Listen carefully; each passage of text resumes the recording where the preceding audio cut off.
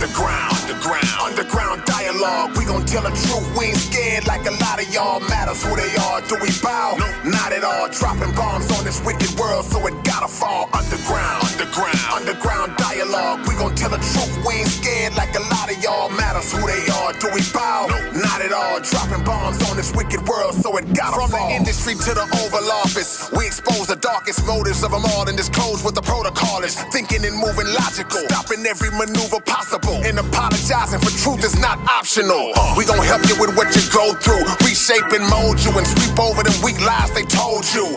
If you living with no clue, we gon' deprogram the old you, and you get to keep your soul too. What up, man? It's your big brother K Reno. And it's your boy Key Stove. Y'all are tuned in again to another episode of the Underground Dialogue Podcast, where the name speaks for itself. And I normally say tonight, but this time we saying today. Man, look, we have, in my opinion, this is a legendary artist out of the city of Houston. Long before the current influx of female artists that we see today, she was doing her thing. She was making her way, forging her way, standing out as a her pen game is amazing, astronomical. Yeah. She's made hits in the city and broke hits at a time when it was real difficult for independent artists to do so. Independent, pun intended. Yeah. I saw her be great before the world knew she was great. Yeah. And we honored to have her with us right now. The one and only Miss Candi Redd is in the house. What's up? Hey, what's up, Kay? It's like, you. boy, like Foxy Brown now. No. Y'all, look, that's the red part. You know what I'm saying? That's the red. I mean, this sister here, man, like I say, I've always respected your pen, from day one, just coming up. I was like, man, this lady can rap, you know what I'm saying? So we glad to have you here. Tell us about what sparked your interest in rap and how your lyrical ability developed. What's part of my interest in rapping? I think just in the 90s, it was just a creative time in general. And that was when a lot of female rappers were doing their thing. Like Left Eye was popping, Foxy Brown, Lil' Kim, and the Ladies Night video. Yeah. The Ladies Night video. Yeah. They was all in all white on the boat and stuff. And I was like, I want to be doing that. Yeah. Wow. See, that's crazy too, because you mentioning, I think, was Brad on that song? Yeah, Angie Brad, Martinez. Yeah. So that make a lot of sense because you came up in that early wave of female artists that their pen game was strong. Had to be. Yeah. They was rapping for real. Because when I first heard you, I was like, okay, she got the wordplay, she got the delivery, but you also showed later on that you was able to capture that balance between being great lyrically, but making hit records as well, that because a lot of really good rappers, that's the stigma. Really good rappers, they can't make good records and vice versa or whatever. You came up in like the mixtape era too. Like back in the day, I remember you was doing mixtapes. A lot of artists were putting mixtapes out.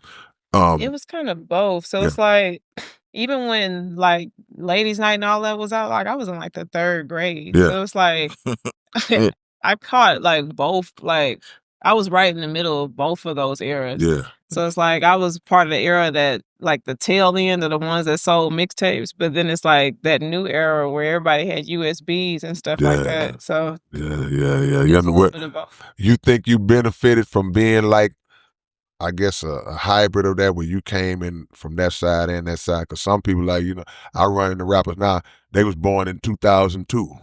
You know what I'm saying? Like, I think the benefit to being right in the middle was like the older generation didn't understand you needed to have an internet presence, and the younger generation didn't understand you needed to also be in the streets. yeah. So it's like, because I got the best of both worlds, it was like I was pressing the gas on both at the same time. Yeah. So let me ask you this, because I was watching an interview with B. King the other day, right? And B. King was saying basically you showed him how to push a single and how to put the hustle out behind a worker album or worker record. Candi Redd taught me how to push a single.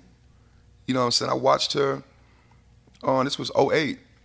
We made Independent Bitches. And I watched her go from like 5 or 6 clubs a night. Yeah, B King was a studio rat. Like he didn't really leave the studio at all. But yeah, like I showed him how to really make money off of his mixtapes because they would just press them up and they would just be sitting in the studio. Yeah. So even the ones that I wasn't on, I was like, just give them to me. And after like people started hitting them up and like they were hearing it and stuff, he was realizing. I was just like, you ain't gotta thank me. I was like, I kept the money from selling them. Yeah, Where did you learn that hustle? Yeah. In the grind from? I learned that from the ones that came before me, like Cliche, Dougie Okay. D, Showtime, and them. I used to go Show out. grind. I used to go out on the road with them. They used to take a van out of town, or sometimes Cliche. She just let me ride out to Austin or somewhere with her, and I would just go watch. Well, first I was watching her do it. Like, you know, she was selling hers for 20. So it would shrink wrap. Get him clean. Get him clean.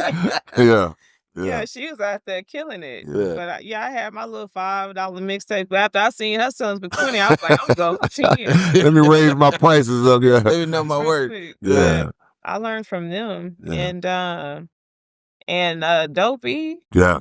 watching y'all do what y'all was doing. Right. Y'all had a lot of mixtapes that were circulating too. So it's like I would show up at places and see y'all flyers and y'all mixtapes, and it kind of let me know what I needed to be doing. Right, man. But and I just learned something because all the people you was naming in it, Clee and Showtime, and I mean, those the grinders. Those the are the ones that's still They still, still getting it in like that. So you come from a unique perspective. We just got through talking about how you was kind of in both those from the old to the new, and it's the same with the grind as well, And really, shout out to Beat King for acknowledging you as being the one. A lot of guys ain't gonna teach me how to, to get that credit like that, So I watched you become a boss, basically, because again, I saw you before the world saw you when you was popped out, but you always had that balance of professionalism and talent. You was always a professional. You always had your stuff together. When did your business mind kind of kick in terms of how you was going to conduct yourself as an artist? When did that kick in? I don't think I ever really had, like, in terms of how I wanted to see myself as an artist, it was like I was really just living in the moment and doing what I love to do. Wow. So, yeah, I never really had a direction with what I was doing or anything, which was why it was so easy for me to do conscious music or do a party record, because it was like I was just doing all of that, Right. So it was like whatever was in me to do, that's what I was recording. Yeah. But I was seeing you handle your career. Like, did you have management as you started going, or was you just doing everything yourself? No, I just looked at, I would look at artists that I admired, and I would look at how they was presenting themselves, how their product was packaged, like how they was moving, and I would try to get my stuff to look the exact same way. So a lot of people probably thought I was doing a lot more than what I was I know I did. Yeah. Yeah, but like I got me a CD burner, one of them 10-stack CD burners, and I was just pressing them up. Turned to a distribution company. Yeah, I just was pressing up my own stuff. Bought a printer to print the image like on top of the disc and stuff like that. Everything that I saw that looked professional, I did my best to try to replicate that to make my stuff look the same way. Yeah, that's dope. Like I say, I just look it from the outside looking in. It looked like, man, she got it. She's working her thing and really handling her business side of it. So I didn't see you for a while, and then all of a sudden I look up and this record is out. This independent women. We don't say women today, but you can say what you ever want to say. But so I see the record coming out. What was going on to where that record ended up from the time you were just on your grind to when that release came out? Give us a little bit of that process and how that came about. So, okay, before that record came out, I was working at a place, I was a call center supervisor at Innovative Consultants. And I had got B King and Tasha, like all of them. I had got all of them hired up there. Our whole team. Wow. And as soon as I finished the project that I was working on with B King, Mhm. after that I had quit that place. Yeah. And I remember like all my family, I had my son was a kid at that time, so my family was mad. They was like, "What you gonna do?" And I was like, "Shit, I'm finna press up all of these CDs. I'm finna be out here selling them all day, every day." Mhm. And that's exactly what I did. And like I used that paid all my bills. Yeah.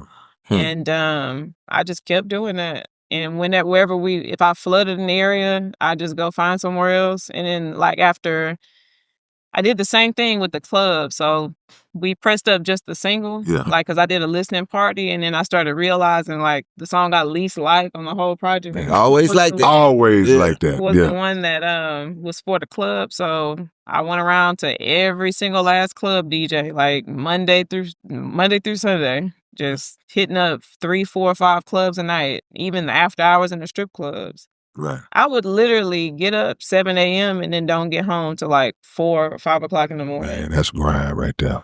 That is a grind right there, man. Because I I always went like wonder. that the whole time. Yeah, that's amazing though, because when the song came out, my first thought was like, man, I was proud of you. Like, cause man, she popped it out, she made it happen. And so what was your thought when you started to see the song start to grow some legs and get some traction like that? Because, and tell us how it made it, what's the process, how it got to the radio? I felt like when it finally made it to the radio, I felt like it's about time, because it's just like, that's what I was trying to do. I always knew that song was gonna make it to the radio, because it's like I was putting in too much work for it not to. And once we flooded Houston, then it's like we went to Austin and we went to Dallas. We rode out to San Antonio. Me and V King was so broke, like. I remember one time we had rolled down to Dallas in his Buick. We didn't have money for nothing. Like we had went to Denny's and we had like dined and dashed. How did Big Boy get out of it? And it was funny, like, and he was much bigger at that time. Like, and I never forget, it was like him, Charlie Brown and them came too. Like we had a group called C3, like all of them was there, and we was deep, like with no money. Man. Even the room we got. So I was what was it? The Definition DJs. Like they were kind of like what the Go DJs were to Houston, but in Dallas. One of them had ended up like getting a situation where they got me a room, and it's like all of us piled up in that one room. That's how it goes. Nah, but you know, that's another thing. That's stepping out on faith too, Yes, it because is. a lot of artists wouldn't even go down there. We ain't got nothing. We ain't no rhyme or reason. No, cause so we knew we had to play though. Yeah. So we knew like, okay, all of the Definition DJs finna be at this one spot. I remember like all of the Dallas artists that was popping at that time, they was performing out there. So I was like, no, we need to get here. We just need to look good. We starving, so what? Like we just need to get this done. Yeah. We'll figure the rest out later. That's exactly what we did. Yeah. So y'all got in. Y'all got Had in us with them. somewhere to lay our head. Right. Well, yeah, hey man, look, Dennis, hey, y'all can't hold them liable. Exactly. There's a statute of limitations. Yeah. And we don't even know what Dennis it was. Yeah, y'all figure it out. Right. But look at when you say about the work that you had to put in to make that such a hit. What do you think about today's, where it's not really that much work that they put in too much? They can just hit the button and it's gone. I mean, is that really the case though? I didn't put the payment behind it. They put the button in the payment. Nah. I mean, that could be said even at that time, because people were saying that about that song. But I feel like people don't get an opportunity to see people's grind, and it like seems like it was a microwave situation. But it's like I don't think too. I mean, you got these rare occasions where somebody will drop something on the internet, but even then, they might not have put in the legwork because everybody else is doing a dance to it and posting it online for them. So it's like, but it's still work being done. It's like, it ain't just name somebody where it's like you posted it and then you click the button. Unless you mean like uploading the music. Uploading the music, these platforms. Instead of having to go Apple all Music around and shake hands and everything. You still got to do that though.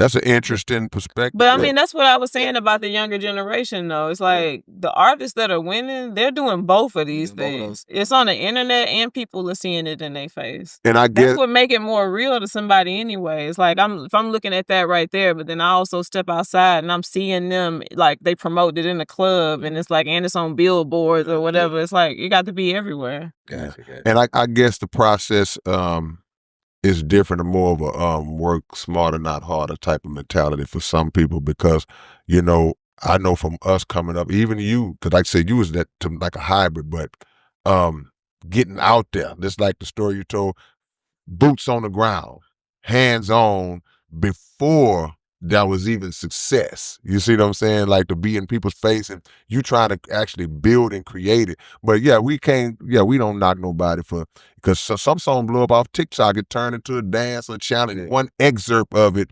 becomes the thing that makes people want to say, hey, well, I want to hear the whole song. And then it just pops off like that. So yeah, that's a unique perspective, the way to look at it. I ain't got no problem with that. I know some of these cats are lazy, but you know, but they doing it in their own way. They're doing it their own way. So I see a lot of people just saying, like, I just started rapping last year, and I just tried something, put it out there, and it blew up. I came back, I checked in the next day, it had this much, so now I got a promoter or something.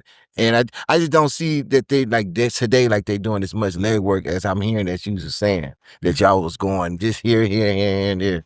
Make sure. I mean, so platforms like TikTok, it does give somebody the opportunity to go to the studio overnight. But even that, it's like you still had to go to a hell of a producer. Like you had somebody who put together a sound. It still wasn't it's like still some work. Yeah, it's like people acting like it was by mistake. It's like stop. Like it was intentional. Well, he just old. See, that's all it is. He just old, you know, and I'm older than him. Yeah, when people try to say like they just accidentally stumbled upon a hit, it's like who did the beat and stuff? It's like nobody, like if somebody went to Beat King, like you tried to do a club hit. Exactly. It's like that wasn't a mistake. You went to that producer for that reason. So when you went to Beat King, he wasn't Beat King then, right? But no, so Beat King wasn't even doing club tracks at that time. So I had made an attempt to record a club track that just wasn't it. Like before I started working with him, and then when I got with him, we were doing just a bunch of riding, like H-Town type music.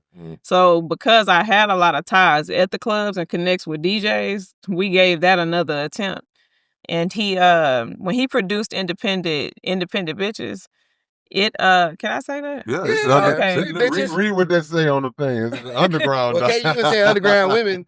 Yeah, I'll just say underground women. Yeah, so when he had produced that, I didn't even have to go and record the hook for it because he had sampled the hook from a song I did with the Gutter Mommies with Surreal in them. It was a song called Wow Okay. Yeah. He had sampled my verse from that, and then he had already had the hook and the beat done. Yeah. When I first heard the hook, I knew that was your voice, and I wondered, I was like, well, where'd they get that from? Did you go in and say it, and they just okay? So that came from a song that you already had. Okay, that's dope. That's dope. Well, you know, he said that. So that was his first hit. That was his first hit. Yeah, that was his first one. Wow, that's amazing, man.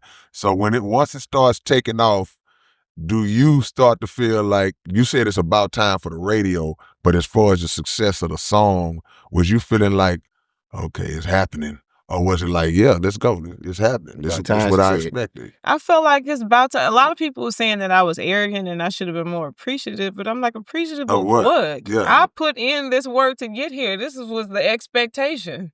My question, what did they say you should be appreciative of? Of what? I don't know. That was just some of the things I remember being said. Yeah. Like, I should be more humble. I should have been appreciative. And it's just like, maybe if it was given to me, like that could be said. But it's just like, I worked hard to get that on the radio. Were these industry people or just people in general? Some of both.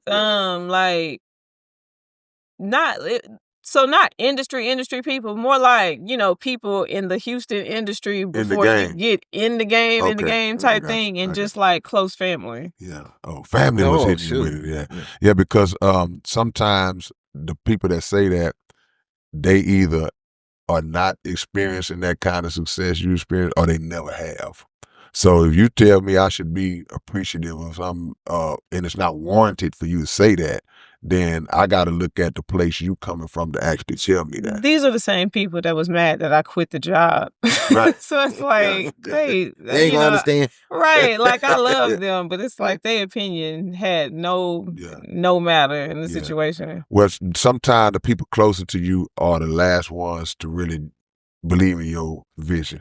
They're the last ones. Right. Because I got a song called The Struggle Made Me Great. Yeah. And I talked about that. It was like, it said, son was just concerned about me, told me to go to school, things of that nature. You know what I'm saying? It's like, no, I know you care about me, but what I got in my mind to do, in my mind, it's already accomplished.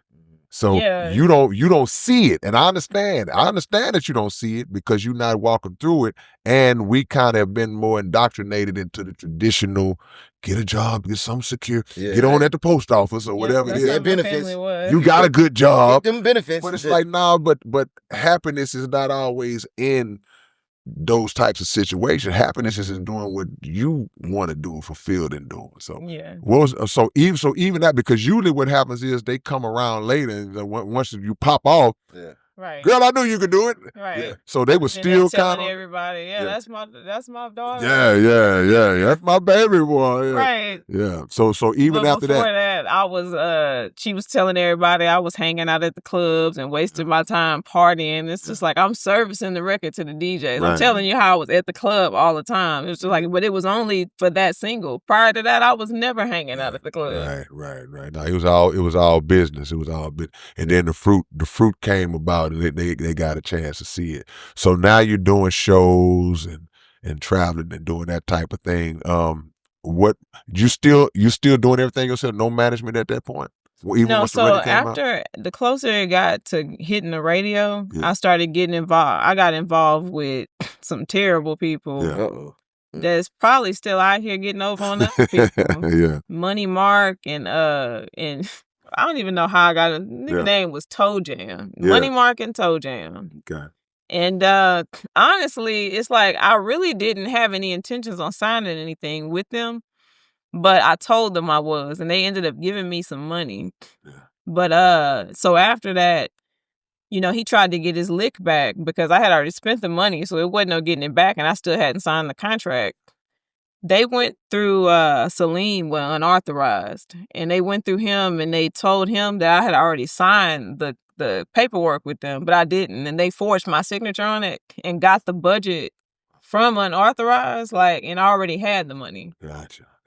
Who was unauthorized? Is that a person or that's the guy Salim who had the distribution with Warner Brother or whatever. Okay. So it's like that's how it was tied to Warner Brother, was through Salim. Gotcha. That was gonna be my next question about the labels, because I know the labels was coming at that point. Yeah. Man. What went into getting the remix done where y'all got everybody up on that one? So the remix, I honestly at that time wanted Trina on the remix. And Salim, the dude with unauthorized, they pretty much was trying to set it up to where they made it look like it was Rashida's record. Oh, wow. So if you go to my YouTube, it was never promoted on my YouTube, because originally when I tried to post the video, they were saying that unauthorized Warner Brother owned it. So it was posted on her thing, but it was I had because no one else just threw money behind it and it just got on there, everybody still knew that was my song because I had laid so much foundation promoting the record. So it's but that was the move that was made. So I never had really, and Rashida and Candi, they cool people, but that ain't no shade on them, but that's what the label situation, that's what took place. Okay. So the unauthorized, that company, they were more tied in to that side, to those artists, Rashida and all those? Really, whoever is paying them. So at that time, Kurt, the person who worked with Rashida, he was probably in good with Celine. Right. So whoever in pocket. Authorized sounded more like they do a whole bunch of unauthorized. I see why they got the name. And so at that point, so nobody was able to get actual ownership of the song. They just kind of presented it as if they So I eventually did sign something. Yeah. So at the time, they had me in this little apartment or whatever. They ended up like finna allow me to get evicted basically until I signed the paperwork. Where? In Atlanta? No, this was in Houston. Houston? Yeah, Okay. this was here in Houston. So I went ahead and signed it or whatever. Cause at the time my son, when he was staying there with me. Right. And what happened after that? Yeah, nothing really got better from there. They didn't really fund anything outside of the video. Right. So how long were you caught up under that contract, and how was you able to break out of? I got out of that contract with Salim. It was like well after I had already been kind of done doing music. I want to say it was like 2013 or 14. So then I recorded like a couple of more songs, and I just didn't have a passion for it no more. So was the contract, the term of the contract, or I guess the time frame, was it based on years or amounts of projects? How was it set up? How long did they have you? It was like for a number of projects. Yeah. Or it could have been like years. It was like under conditions, basically. Right, so it could have went either way, basically. If I give them 4 or 5, probably I'm out, or I can stretch it out and just ride it out to however. Did the business of the music kill the fun of the music making and creating it for you? Yeah, it did, because it was like I'm telling you, I didn't have no direction with what I was doing. But after you record a club song, your second single follow-up, typically, like, especially from a Southern artist, they want that same thing. Oh, yeah. Make another so it was about getting in the studio and doing that. And it's like, I wasn't about that. Yeah. If that's what came, then that's what came. But it was just like to get in the studio and just try to bang out nothing but club songs. Like, this ain't even fun no more. Then that's not who she is. She is layered. I'm telling you, she's layered. She got content, so that make a lot of sense hearing you say that. It make a lot of sense to me, because I know you would never put yourself in that kind of box. Now I'm the independent club girl. Now you got to make independent children. Yeah. Independent pastors. Yeah. No question about it, man. No question about it. And we have so many conversations where we talk about artists who fall back or they lose that love, and it's always the business side of it. And I hate it because we lose Candi Redds. We lose this kind of artists. I've had conversations with different artists, I won't say their name, who have told me the same things. Like, so somebody as lyrically skilled as you, it's like, she don't want to do it no more. Yeah. That bothers me. Like we lost it. So this I still like doing music though. Like, so over the years I've learned piano and guitar. I built a home studio. I got into production. Even back when I was in high school, I was producing my own beats, but I got into it in a serious way, like learning to mix and master and all of that. So eventually I probably will just do production and stuff like that, but I don't ever want to be like out on the forefront like that. Wow. Ever. Wow. I understand. No, I totally get it. But just to hear you say in some capacity you still be involved. Would you ever take on an artist at this stage of your life now? Would you wouldn't do that? You don't want to be told yet? Yeah.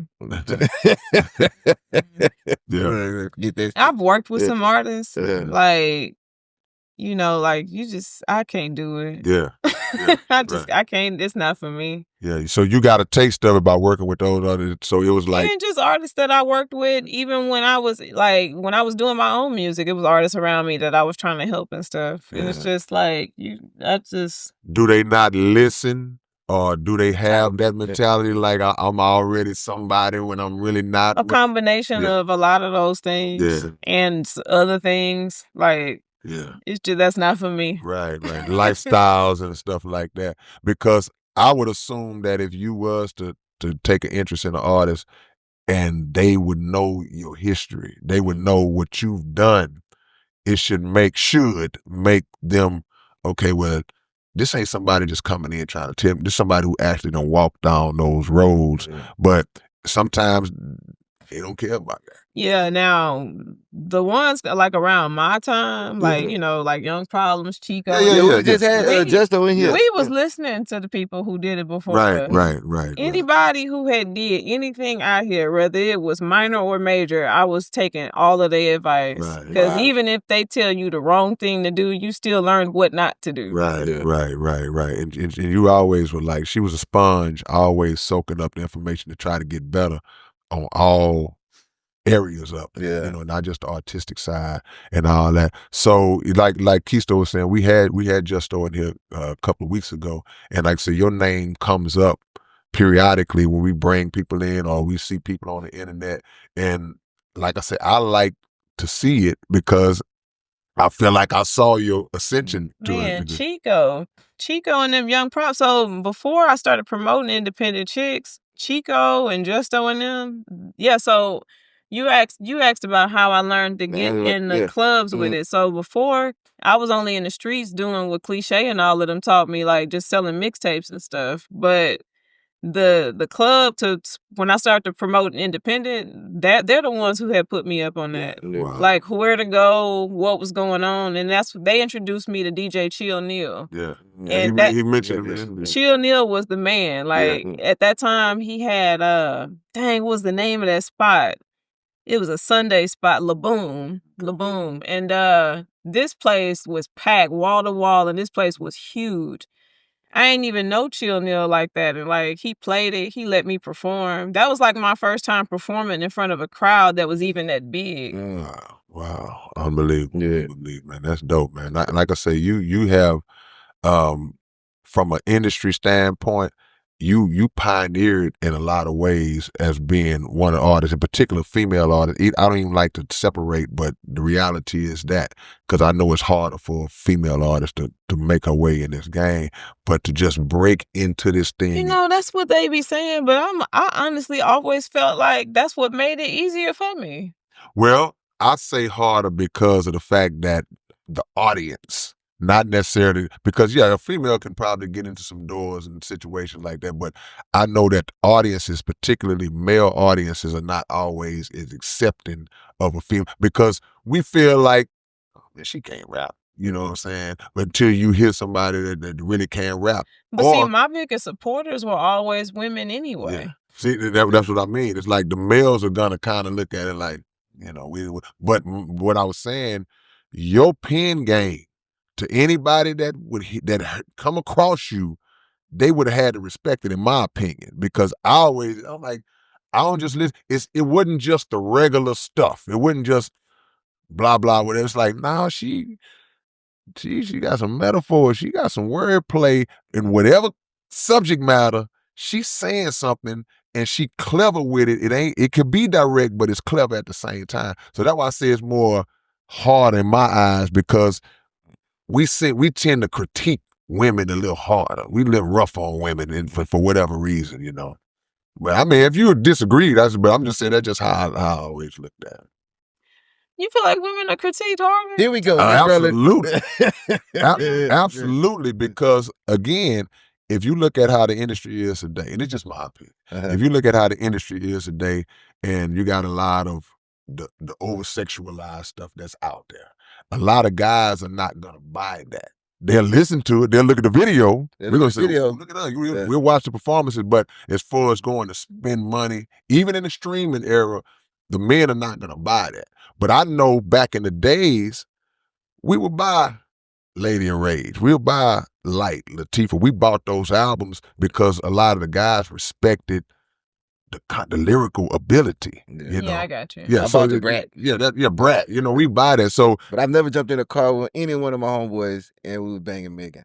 Yeah, I mean, and it's no disrespect. It's no disrespect to Megan, Sexy Red, whoever you name. It's like, but a dude ain't finna be bumping that. Exactly. He just not. He's not. But again, but the same could be said about independent bitches. It's like most dudes wasn't riding and listening. They wasn't. They wasn't on the radio so much. They were, but see, my view comes from a different angle, because I know you, and I knew that it was more to you than that. It's not just like when you said, but most people didn't. Yeah, right, they didn't. Yeah. So they're gonna view it differently. But in my mind, I'm like, No.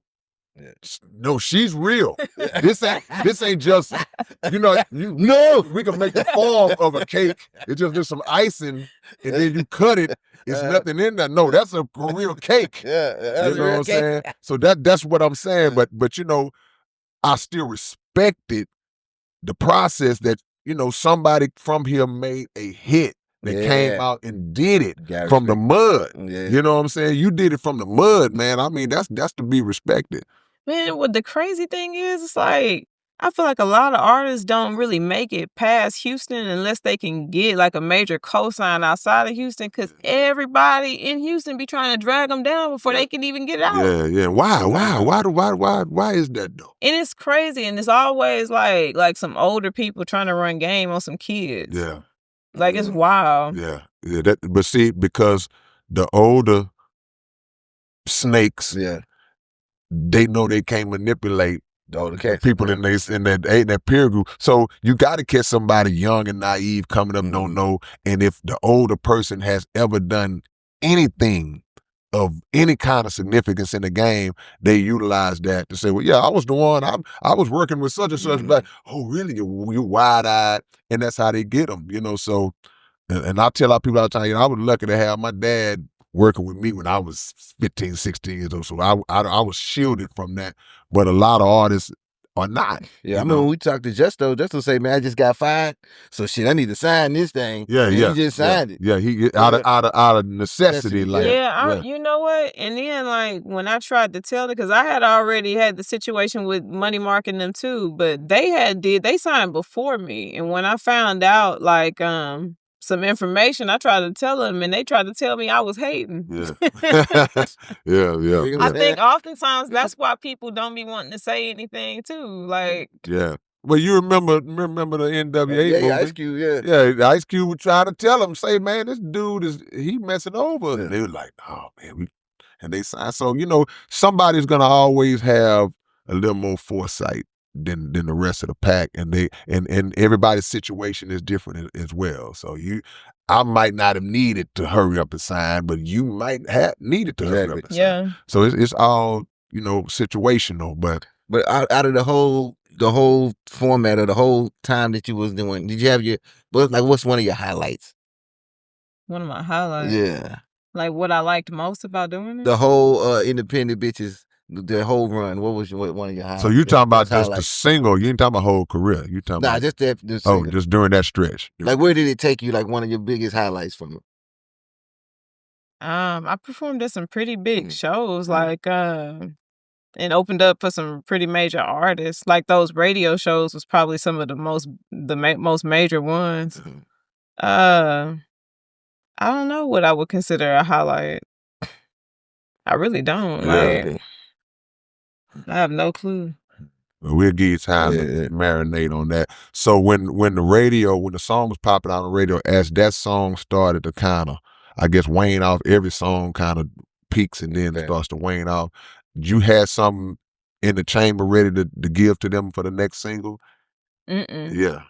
No, actually, yeah, I did. I had a lot of songs ready to go. One in particular was already catching legs at the same time as Independent. It was the one that I had with Surreal called "Don't Do Me." Okay. And I mean, the label wasn't interested in putting money behind a second single. Why? Because the Money Marking them had already took the budget. Like they wasn't spending it like on the music and stuff. They was balling out on. They like, and that's so everything that I did, I was still funding everything that I was doing on my own. Gotcha, man. Oh, you was coming out of pocket. Unbelievable. Unbelievable. So what about your shows? Was that a situation where you was able, because the old saying is show money is your money. Even that, they was getting over on me on that. OG Ron C was my manager at that time. And they was doing the situation where it's like, it ain't no contract for me to sign type shit. It's like, so they done got paid more and just paid me like whatever the fuck. Yeah. And I remember Fat Pimp manager at that time, him and Wale kept trying to tell me like I should have been getting more than that. And when I had brought it to his attention, he was like, yeah, we could get paid more, but then we might get less shows.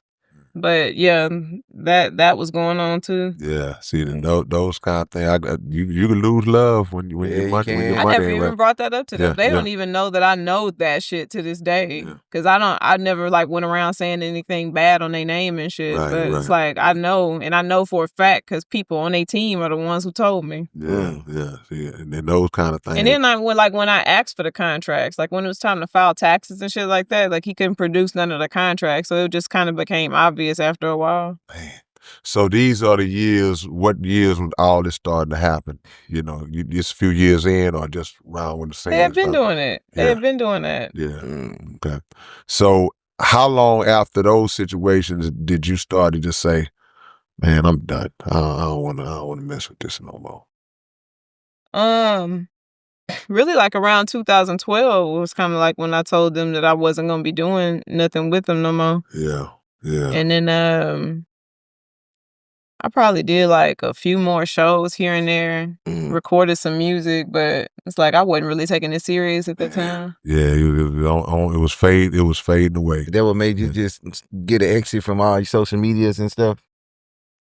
So no, what made me get off of social media was when all of that facial recognition shit. He's like, I don't trust them folks. She know your ass real Yeah, good. so I'm gonna tell you exactly what happened. I ain't mad at it. I was on Facebook and it was like somebody, you know how you They pop a picture up on there. you know how you like randomly be in the background of somebody else's photo you don't even know. And Like it tagged me in the photo and I'm just in the background looking stupid, like, hey, don't know them, nothing. And it's like it tagged me in and I was like, it's time to get the hell off social media. Yeah, because I was still promoting like other stuff that I had going on. I was promoting a business and everything. I was like, I'll promote it in the streets moving forward because I don't like that.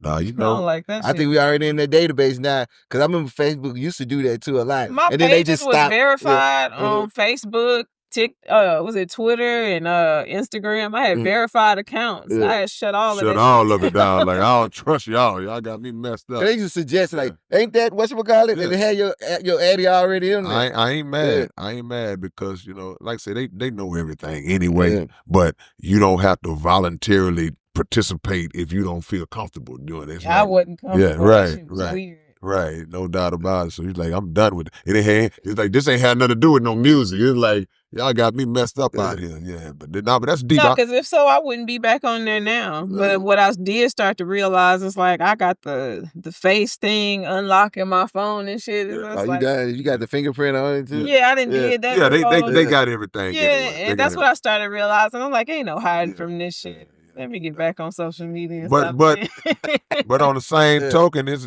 a wise person treads very carefully in the midst of this world with all this stuff these cats got going on. So yeah, I mean, I don't like nobody who seeks to protect themselves in those manners, whatever mean, because there are things that we look at and say, but it's not as harmless, but it's other things that are. Yeah, it's other ways they will. Manipulate the situation. I ain't gonna lie, I would've probably got back on sooner, but people kept saying stupid shit like, how you gonna keep in touch with everybody if you ain't on social media? And I'm thinking to myself, how the hell was we keeping in touch with it? 30, 40 years ago. Yeah. Phone number. Yeah. Give them a call. Go visit. Yeah. You know what I'm saying? Run into them at Walmart somewhere. Not only that, I started realizing like, you live in the moment more when you ain't on social media because when you on social media, you need content for social media. Yeah. So it's like everywhere you go and you recording stuff, and it's like I'm back to doing that. But I mean, when I wasn't on social media, it's like I feel like I had more fun when I went out. Yeah, I do too. I even like when you go to concerts and now you watching your concert. While they're recording through the artist right there. Yeah, you missing it. Yeah, come on, man. But because everything is a movie now. Everybody's in their own movie. Everybody's in their own experience because you're not thinking about the enjoyment of watching this show. I'm thinking about what kind of likes and views I'm gonna get when I post this later. Not only that, like for instance, I do restaurant reviews. Yeah. Like if I tell people, okay, I've been in a restaurant before and I don't have the review posted, they be like, you ain't do a review on that. You ain't been in that one yet. Right. I wouldn't. I didn't record. Yeah. I'm eating. Right. Yeah. This the world. It's just the world we live in. It's just the world we live in. Let me ask you this. So now, since you did fall back out of the music, do people still like see you and recognize you and stuff? Do you still get that or?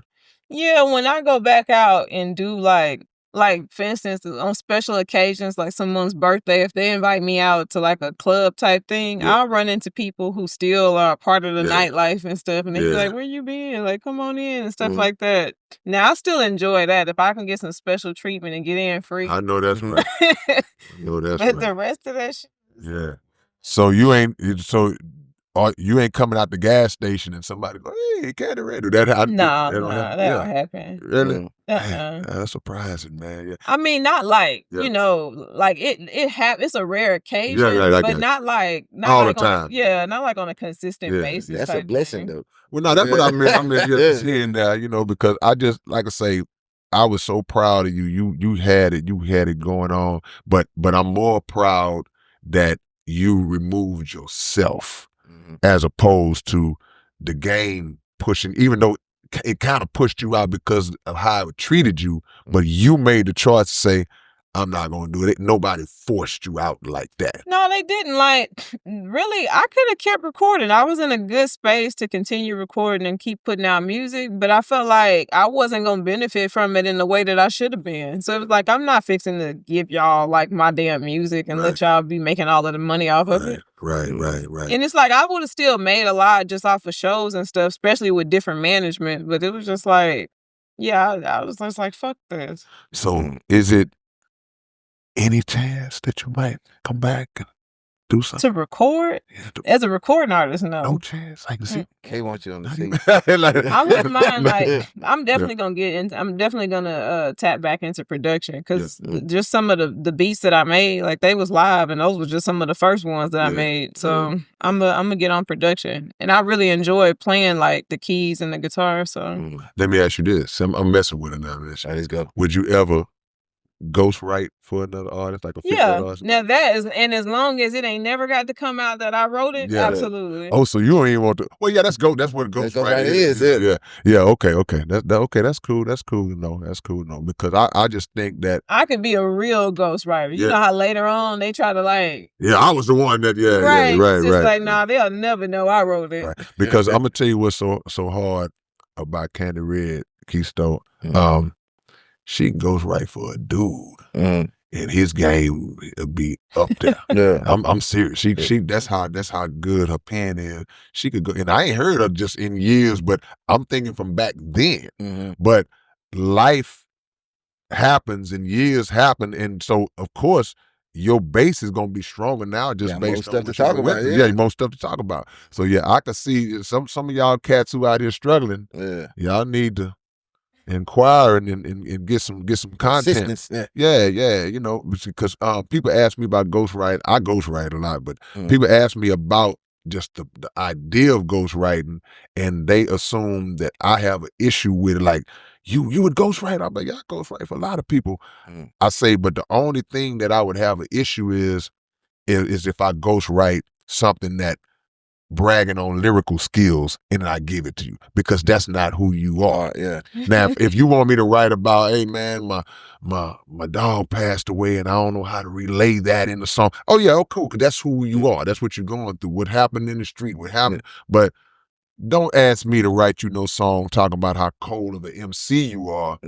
And you're not, because I wrote the song. I do it. But she could do it. She could do it because she got that kind of skill. So what's your passion today? Like, what is Candi Redd in love with today? Tell her. Right now, just living. Like, really, I just like to get. So really, I like to get up every day and do whatever it is that I want to do, just unencumbered. Like, I don't want to be bothered. I want to do what I want to do, and I don't want no pressure to do anything outside of that. Right. Gotcha. And that makes me elatedly happy. Right. Now, you earn that right, and then that's the definition of success and happiness anyway. Success can be viewed as, okay, I made this amount of money and I'm in this particular position, but we see so many people that's in that boat they're not happy. So if you're content with getting up, doing what you want to do, but honestly, the stuff that I'm doing right now, it's stuff that I've always been doing. Like, it's just, I'm just still doing those same things now. Like, Right. Because we used to go skating every week. Like, I'm still passionate about doing that. I think now that I'm promoting it and people like see it online, they think it's something new for me. But it's like, that's stuff I've been doing. Been on it. Okay, well, I mean, Roller skating? Mm-hmm. Yeah, that's old school. We be line dancing, but now I be doing the line dances on the roller skates, and I teach line dancing I teach line dancing classes, so like they come out to do that on Friday. But really, what it was for is for me to like just really stay in shape and work out. But I guess like I made it fun. Like we bring liquor and stuff, and it just be a good time. But a lot of people be coming out on Fridays to do that with me. Wow. Yeah, back in the old days, we used to be at super skating and fun flex. Now we was talking about Lockwood and Alameda skating. This back in my day, but Lockwood's still around. You know, we were just talking about that. Yeah, no doubt about it. Fondren, great skate. Yeah. You know, you probably was a young fella. We was on Fondren, it was called Super Skate. Yeah, just Super Skate. Yeah. It was great skate, Super Skate. Yeah, same spot. You know what I'm saying? But I'm gonna mess with you one time before we go. So you say your son. How old is your son now? He'll be 19 April 2nd. He haven't showed any interest in music? Not at all. At all. Would you want him to do if he had an interest? So after high school he went to the Marines. Like right now he's skiing in Poland. So he ain't even tripping. He is not tripping. He's a U.S. Marine. Wow. Now that was funny because like I ain't gonna lie, I didn't think he had it in him because like he didn't play any sports. He didn't run. He had never ran a mile. Yeah. So it's like, you know, to go from never being in the gym, you ain't never ran a mile, never had an athletic bone in his body to going to do U.S. Marine boot camp. I was like, I sure hope he make it. Yeah, that's that positive peer pressure. Yeah. No, that's amazing. We never know what they got in them. This is normally the part where we say, well, tell us what you got coming out, but we know ain't nothing coming out. nothing is coming out right now. And look, not a damn thing. Ain't nothing coming out. Yeah. We're not finna give you the social media. We're not giving you nothing. I do my social media. I'm on TikTok, Instagram, and Facebook. I was on Twitter, but they done changed it to X and some silly shit. I don't even mess with that no more. Twitter done went buck wild, man. Twitter is buck wild. Elon got Twitter now. When I want to see fights, like it's uncensored. Yeah, you're right. Go catch a good fight on Twitter. The social media is Redd was there, so REDD was there. Okay. But that's what it is. Well, you know, I'm gonna say this again. You know, we are honored to have you on. Yeah. You are a legend in our eyes. I don't care if you don't want it. You got to take it. You have done things in this city that not many artists have been able to do. And like I said, you did it from the mud. You proved that you can forge your way and do these things. Now, any other discrepancies that came about, that's all in the process. You know, we can all tell those kind of stories, but here you are still standing strong, still doing what you're doing. And now, like she said earlier, still enjoying your life. So we appreciate you coming through. The great one and only Candi Redd in this thing. That's love. We're going to shut it down on that note, man. Underground Dialogue, the daytime edition, man. Daytime. It's your big brother, K. Reno. And it's your boy, Keith Stove. We are out. I just thought about it. You said what was like a peak of my career I can remember. For me, it was really just being able to make a living doing that. Come on. Like being able to pay bills doing just that and nothing else. Come on. Yeah. But that was that was going on like before kind of before the song. Yeah, with the setting the but that felt even better because it was like I didn't have to apply so much pressure with selling mixtapes because it was like I could just show up at a show and sell merchandise. So it's the freedom. Yeah. You had the freedom to do what you want to do and then still have enough to support what you wanted to do. People ask me, was I happier when I was doing music? I'm happier now because I don't have any pressure applied to do anything outside of what I want to do. So it's like I feel like I did in the beginning of my career. Like I was really happy in the beginning, but it's like that's how I feel now. Like I'm just out here doing what I want, and I'm making good money doing it. Yeah, no doubt. And that rest of reviews, boy, you get to eat what you want to eat for And free. what's crazy, like you was talking about the internet, the internet will do that for you. Like I just posted some videos of me line dancing. I posted some videos of me skating. They was like, "Where your classes at?" Boom. I was like, "Well, Here shit." we go. Money. I was like, "Well, let me book a place to do a class," and I did that, and some people showed up. I was like, "Okay." Yeah, that's innovative. A lot of people wouldn't even thought to do that. Like, oh, I'll be over there on such and such. Like, no, ding ding, light bulb. Let's get this bread. So when you were young, you stayed in the skating park every weekend? We was at the skating rink every week. Starlight. It used to be Starlight, and they changed the name to the Zenith.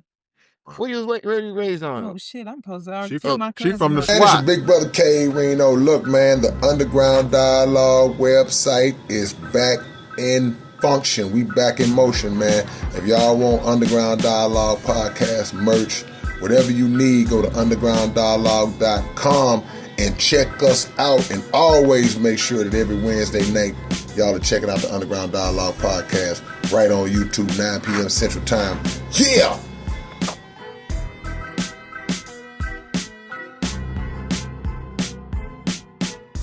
What's up, man? It's your big brother K Reno, and check this out, man. The Underground Dialogue podcast is offering advertising opportunities, man. You can promote your business, you can promote your video, your song, whatever it is that you have, man. Reach out to us if you're interested in promoting on the Underground Dialogue podcast. All you got to do is email us at undergrounddialoguepodcast@gmail.com. Get it. What up, man? It's your big brother K Reno. I'm proud to announce that I'm a new brand ambassador to this new brand of clothing and shoes called Volas. Y'all make sure that y'all support this. It's already available. Houston-based company, straight out the A's. Look at the quality of the packaging itself. We ain't even got to the shoes yet, man. And this is just one pair of shoes, one design. They got all kinds of dope designs of shoes that you guys can choose from. Go to volas.biz and find your order, find what you want. Wide selection to choose from, male and female items, and I'm proud to be a part of it, man. Community workers, versatile products, Volas, manufactured in Italy. Look at the quality of this box, man. Y'all don't know what it is. Catch y'all later on.